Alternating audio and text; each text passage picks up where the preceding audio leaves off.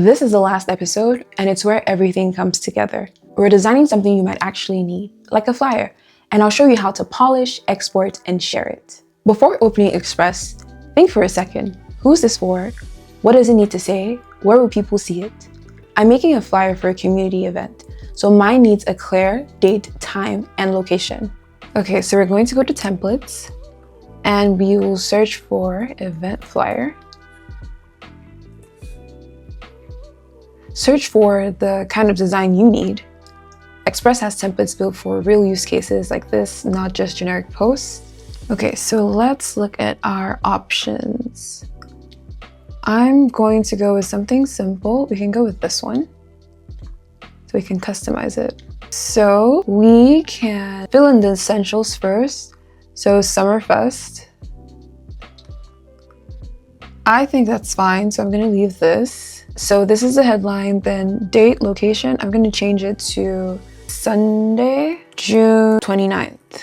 And performance by, we can change it to DJ Summerfest. Then we can change the address to whatever it is that you need. So I'm just gonna go with 6081 Riding Street. And you can change it to Oakland, California. There we go. Then for tickets, we can just do summerfest.com. Of course, you'd be filling this in with whatever details that you have for your event, but this is the beauty of templates. It just makes everything so much easier. So we filled in the essentials, the headline, then the date, location. Let's see if we can put in a time. So instead of free entry, we can have our time be here, and we can just change that to 8 p.m. There we go. Can make this a little bit bigger too. Scale it out. So it's always good to look, is there anything crowded or anything too hard to read?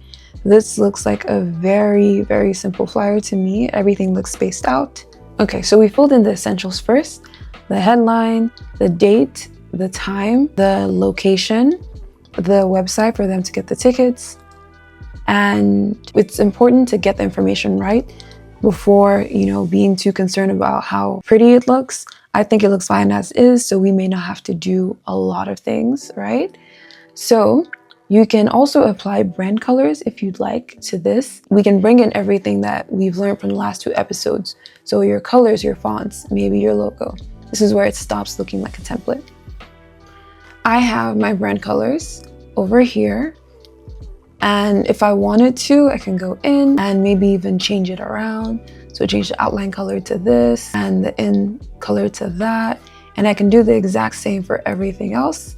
But according to whatever event or, whatever the purpose of your flyer is, I would go ahead and adjust accordingly.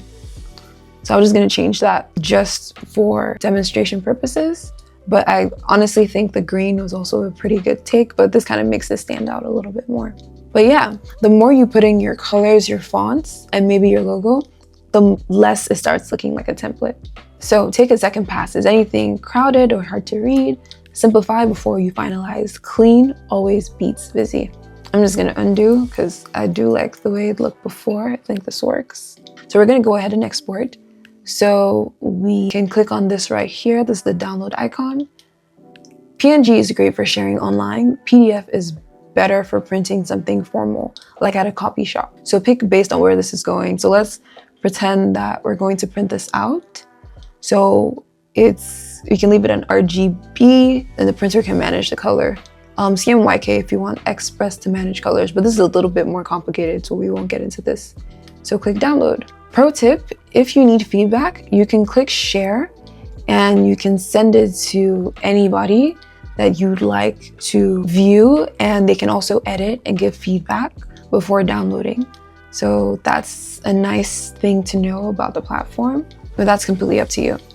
Look what you built across 3 episodes: a personalized post, a carousel, and a flyer. All yours, all inside Express. That's ZeroToLaunch, start to finish, no experience required. If this series helped you, the most useful thing you can do is save it for the next time you sit down to design, and share it with someone who's always said, "I'm just not a design person." They are now. Thanks for watching.